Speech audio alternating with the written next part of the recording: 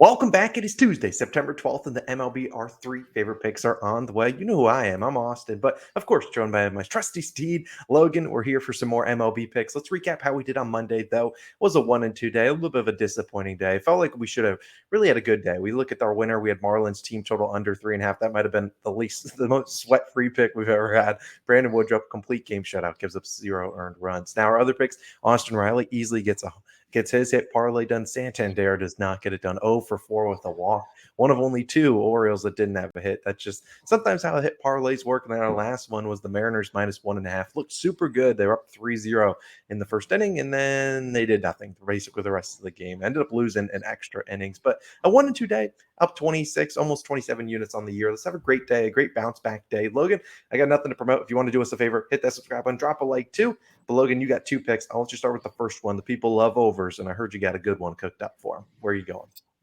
Yeah, I do have a total pick, and I'm taking the Diamondbacks versus Mets game, and I'm taking the over 9.5 runs in this one, minus 105 odds on BetMGM, currently your best value. Now, I would play this one up to 10, but to me, yeah, and worth laying the minus 120 juice to avoid having that potential, though, because if you look at this line, it is 10 on some books.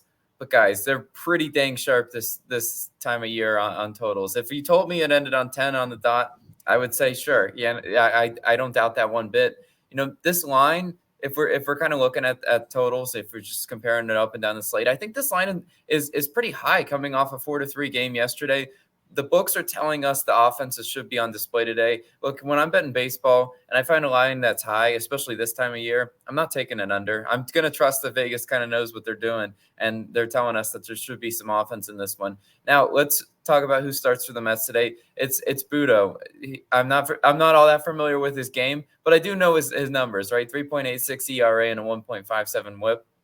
I know that WHIP is high. His expected ERA is a 4.42, and that's no surprise given his WHIP, right? And we talk about WHIP, walks, hits per inning pitched. You want that number to be, as close to 1 or lower than 1 as it can. The fact that it's over 1.5 tells you a lot right there, and I think he should be able to be hit around today. Look at Arizona. They're only hitting 229 versus righties this month. It's the Diamondbacks offense that is the definition of streaky. And it's hard to ever, kind of understand which one you're going to get today. But you still look at their season stats. 11th in runs, 4th in strikeouts on the road. The fact that they're still almost a top 10 offense in runs scored on the road, and they don't strike out a ton, I think they're going to make Budo work in this one. And I think they should be able to get to the Mets bullpen rather early in this one. And also, I like who's starting for the Diamondbacks today. It's Ryan Nelson, 5.3 ERA and a 1.42 WHIP.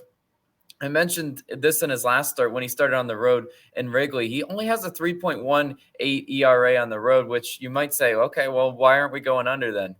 Look, the regression is just so obvious here. He's not a 3 ERA guy. The fact that he is a 3 ERA guy on the road is just really, kind of an anomaly to me. And you look at the last time Ryan Nelson faced the Mets, he was to batting practice, right? He went 7 innings pitched and got he allowed 7 earned runs in only 3 innings, which I had that backwards in his last start against the Mets. He did not make it far in that game. The Mets absolutely hammered him for 7 runs. So obviously I would like a duplicate of that one. The fact that they've just seen him, or they saw him a few months ago, should lend to our advantage in this one. Look at the Mets too, hitting 279 at home this month. It's a pretty decent Mets offense. I expect that there to be hits and run opportunities early and often in this game. Now we look at the when we get to the bullpens over the last 2 weeks. Arizona 4th in bullpen ERA, the Mets 26th in bullpen ERA. To me, the bulk of the runs should come with the Diamondbacks getting 9 innings of looks against Budo and the Mets bullpen. The Diamondbacks should be able to get us over that total. And they should do a lot of the heavy lifting. I also think Ryan Nelson, he's not going to go out there and pitch a gem in this one. I think runs come on both sides in this one, so I'm going to go ahead and take the over. But Austin, got a hit parlay for us. Where are you going?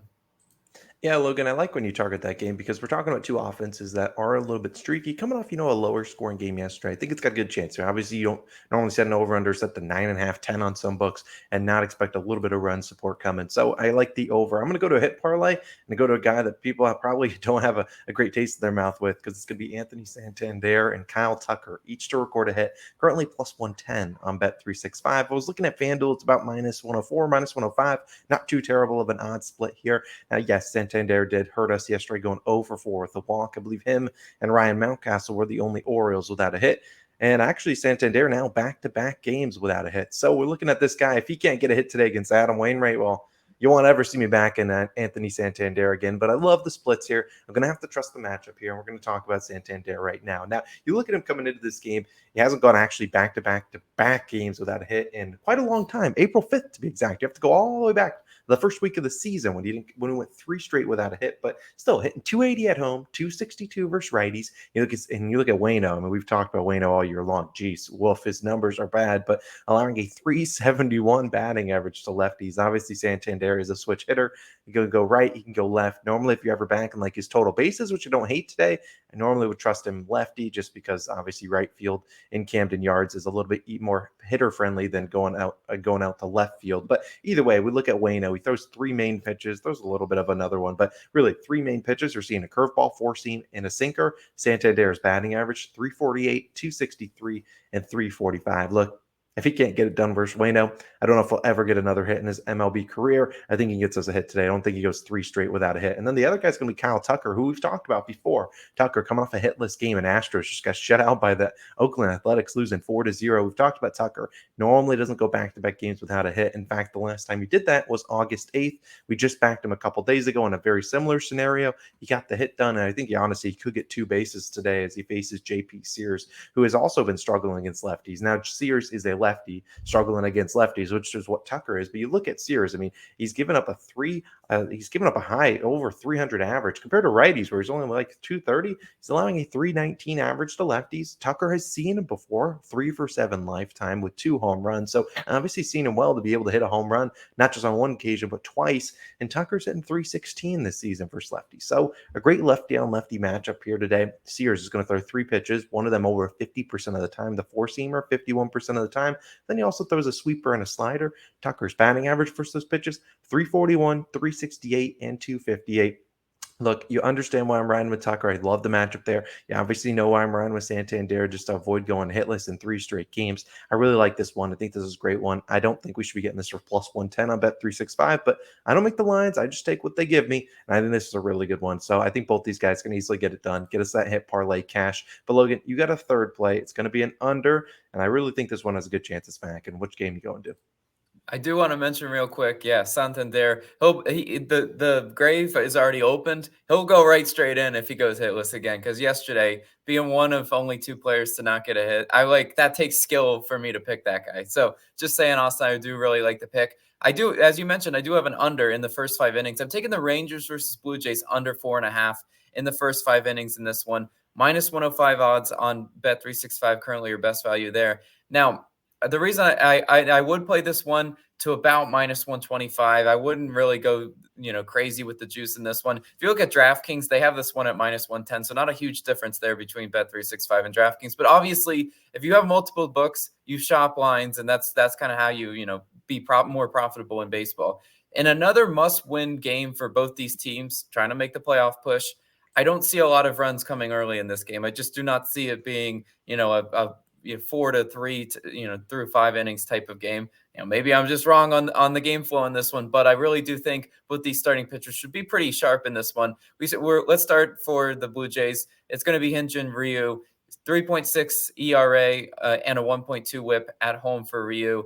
He's just really solid pitcher. I mean, he's not going to go out and dazzle anybody, but in 37 plate appearances against Ryu, this Rangers offense only has a 182 batting average. So he's been pretty solid anytime he's seen a lot of these hitters.